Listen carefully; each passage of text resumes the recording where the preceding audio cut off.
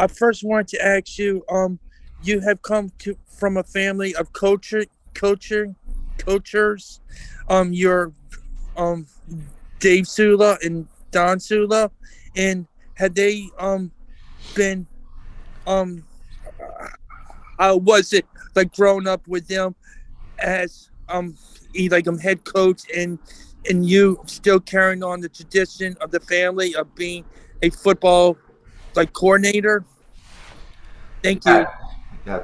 Thanks. Yeah, it was great growing up in a football family. I think growing up, I didn't appreciate it as much as I do now. Whereas looking back, you're kind of so focused on, you think you're starting, you get accused of starting or getting a certain thing because, hey, your dad and your grandpa are these people. But now you look back and you're just so thankful for the experiences that I had just growing up and going to training camp and going to games. And I mean, I didn't even realize it. We would sit, my grandpa had a house in North Carolina, and we would sit on the back porch. And, I was in high school, and we would talk football and talk sports and hang out. And I didn't even realize how special that was until when you really look back and growing up in that family. So all those experiences, all that stuff, I think that shapes you who you are now. And just thankful for all of that. Robert Lyle.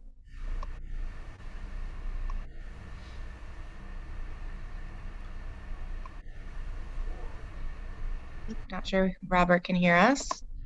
Oh, there we are. Robert, if you can unmute. Okay. Okay. Can you hear me, Coach?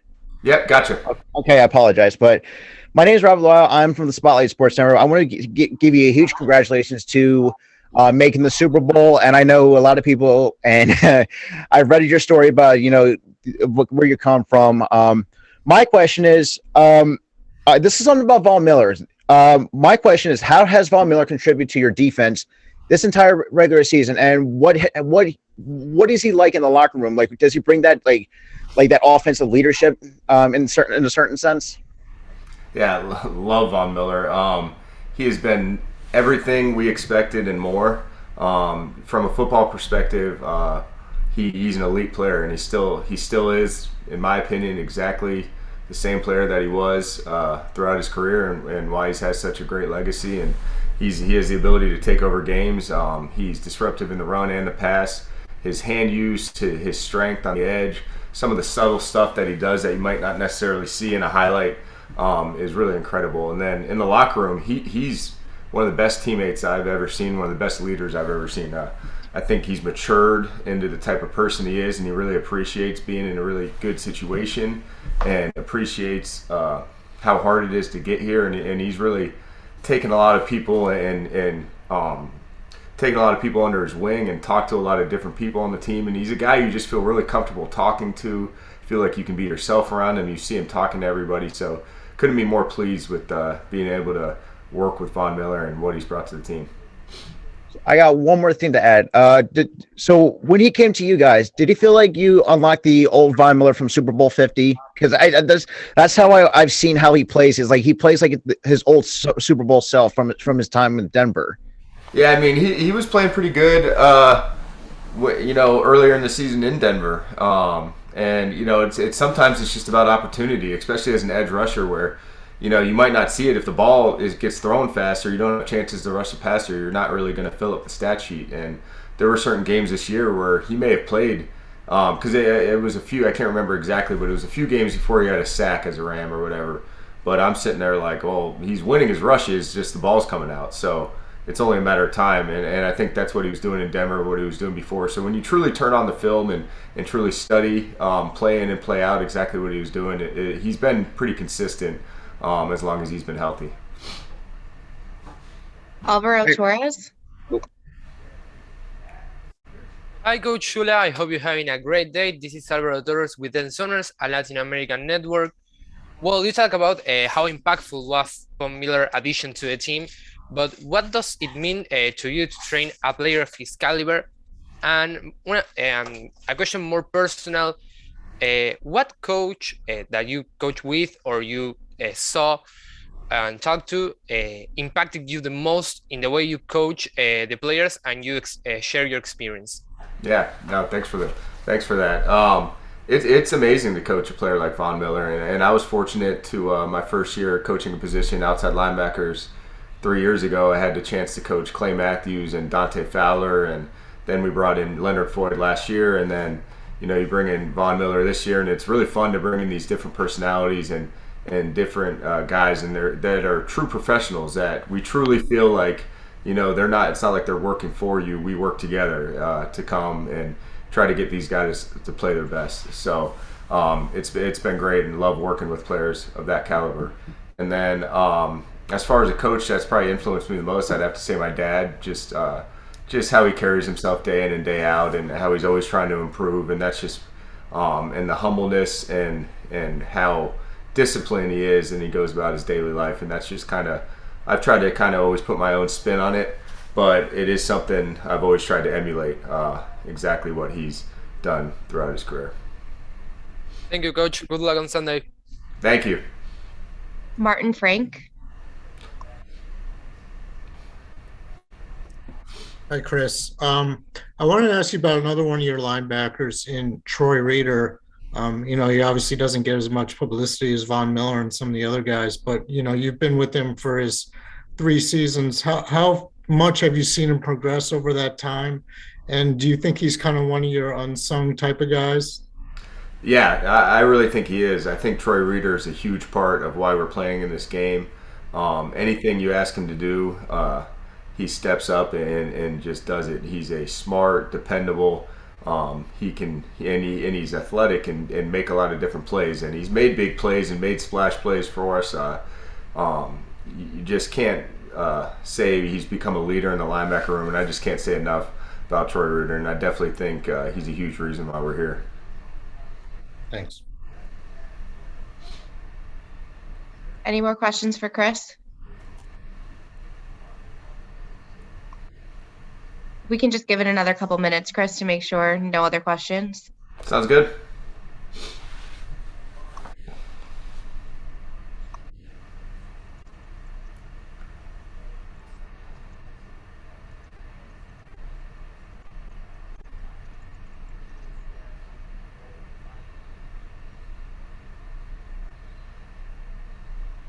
It looks like Martin Frank, you have another. Awesome. Sure, I guess I'll ask you a follow-up on Troy. I mean, obviously, the hit he had on Kyler Murray in your first playoff game.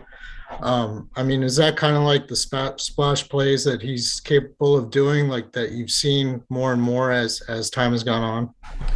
Yeah, he's been really productive rushing the passer, just like you said, where he's able to get one-on-one with the back and win, and whether he gets a sack, he got a big sack versus Baltimore, and then causing that interception in the Arizona game, or even production in pass where a couple PBUs, and then he has a few interceptions this year. And but yeah, and then in the Niners game last week, he was really, really physical. There's a couple times where he took on the fullback, or he took on somebody in the hole and really blew him up and kind of blew up the play, and he played. There was a screen pass where he made a guy miss, made a play in space. So there's a bunch of different instances, and you can't say enough of how physical he's played and how well he's played for us. And if I could ask you a follow-up, different type of question. I saw that you were at John Carroll. Yeah. Do you have ties with Jonathan Gannon? And the reason I asked is I cover the Eagles and everything. So no, I know him through. He's close with Brandon Staley, who was obviously here last year, and I know him through Brandon. So I've met him, at the combine, and we talk pregame if we, if I ever play his team, stuff like that. But I'm not too close. All right, thanks. Thanks. Stu Jackson. Hey, Chris, how's it going? Hey, Stu. We were talking to Aaron Donald a few minutes ago. He mentioned how anytime you bring up Von, you also have to bring up Leonard as well. I'm wondering, from your perspective, how do those guys complement each other well in terms of the way they rush the passer, or just play the edge position at their respective spots? Yeah, two of the elite guys in this league that play the edge that do it a little bit differently. I think you see where and I think their games complement each other perfectly. Where Leonard will make some more plays, countering off people and second effort rushes and if a guy rushes high, being able to counter underneath, and then he also has an array of moves that he can go to. Whereas Vaughn will try to set you up and kind of play within the game of the tackle and kind of things like that. So, and then in the run game, I think they're both really good, both really strong, really physical on the edge, and then both are very good in coverage. Where Leonard's probably one of the best in the league. It's as far as outside backers when it comes to versatility and coverage. And I think that's kind of the strength he brings to the team, where you never feel like you have a bad mismatch with Leonard. And Vaughn's kind of the same way. I mean, ever since he came out, he's been such a freak athlete. So you really can't find a much better duo, especially for what we ask them to do, where they're not always just rushing every time, or they're asked to rush and drop and do different things. And then just a quick follow-up to that on Leonard specifically. What's different about, if at all, what if anything is different about the way he's playing this season compared to his first season with the defense and the team? He's pretty. It's pretty similar. I was working with him last year directly, and then now, the outside backers mainly work with Thad this year. But Leonard's been pretty consistent. Literally from the first day of training camp, I just remember watching him, and I always talked to him about where he helped me become such a better coach, a much better coach, because I was able to kind of use him as how to play in this defense. We had got him from Chicago, and he had been playing in this defense, and we were kind of switching where we were 3-4 in Coach Wade's defense, but kind of switching a little bit with how we played some certain things. And Leonard was just a great example where it's a lot easier to just point out a guy and tell him to do it just like that than to try to have to explain it. So really from the first day and really all season last year, we thought he was really consistent in everything he did, and he's really picked up right where he left off and probably brought even more. Thank you. Julian? Hey, Don. Hey, congrats on making the Super Bowl. Your coaching pedigree and your family is tremendous. Obviously, you had your father was the former head coach of the Bengals, so that's interesting that you're going against the Bengals. Your grandfather was obviously one of the greatest coaches of all time. So what have they meant to you? And when you were growing up, was it bred into that you were going to be a coach? Like, did you always want to do this? Yeah, I think growing up, I was always so into playing and so into. I think as a kid, you're not necessarily thinking, especially when my dad was the head coach of the Bengals. I'm in elementary school, so not necessarily thinking exactly what you're going to do when you grow up and what you want to do with your future. You're really just focused in the moment and really, I loved playing football, and that's what I wanted to do. Same thing in high school and college, and then I think when I got to high school, college, I think that was when I realized that coaching may be a part of my future. And, I ended up going to part of the reason why I picked Miami, Ohio as a cradle of coaches, and I could play under some great coaches and have a great experience playing as well. And that's part of the reason why I'm here. Thank you. Good luck in the Super Bowl. Thank you. Robert Lyle. So, Coach, my other question is, despite your guys' defense were ranked 21st in total defense, and what was the success you guys turned your defense around?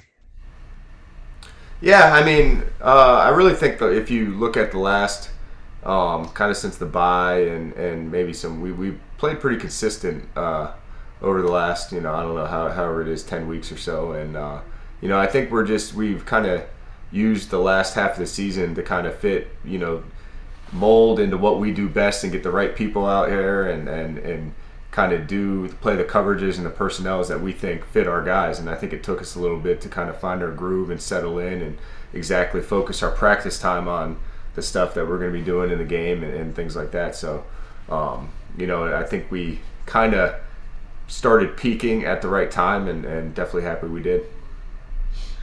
Well, I mean, thank you, Coach. I hope you guys do well in the Super Bowl. Yeah, thank you. Jake Malik. Hey, Chris, how you doing today? I'm doing good. How are you? Good, thank you. You got to work with a pretty great guy this year in Von Miller. I mean, not the whole season, but you definitely got to work with him quite a bit. If you had to describe Von in just one word, which I know it's probably pretty hard, how would you describe Von in that one word? Yeah, I would say I'd say charismatic. I just think he's got a energy and an aura about him where he just brings others with him, and you just feel good when you talk to Vaughn. You feel like you can be yourself. He gets along with everybody. He talks to everybody, and that's really the first thing I think of. Even before the type of player he is and how amazing he is on the field. Jordan Rodriguez. Hey, Chris, what's up? Hey, how's it going? Doing well, man. Hope you are too.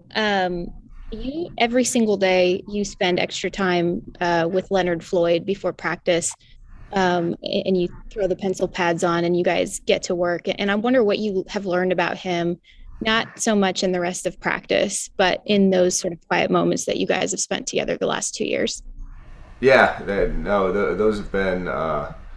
It's been great just to see the consistency that and how serious he takes his job, and he's a quiet, serious guy that takes it and takes his work and takes the preparation extremely serious. So those times have been awesome, and you can kind of see his pass rush, his setup, and what he's trying to do and what he's thinking and his plan going into the week. And those are times where we can talk kind of throughout the week and pregame kind of exactly what we're seeing and how we're going to counter different sets and things like that. So yeah, it's just really a great time to kind of slow it down and just talk through certain things as far as what he's thinking pass rush wise. See if I could just get a quick follow up as well. Does him doing that, or just taking like quite literally just a small quiet corner of the field, does that teach you anything about a coach, about kind of seeking what players need in that regard? Yeah, of course. I mean, to me, it's like players always want to be coached, and they want to show, they want to be the best player that they could possibly be. And, if you could give them any little tidbit or any little advantage to kind of do a little extra on their own and show them how to work and how it's done. And you see the D-line doing extra stuff every single day, and just trying to do a little bit. You don't have to stay for 2-3 hours after practice just to do extra. You can do it in 5-10 minutes, and all those reps add up. And that's, we just try to show that. And then when you have success on the field, it kind of goes back to, we just want to keep doing that routine and keep things the same. Thanks, Chris. Thank you. Jake Malik.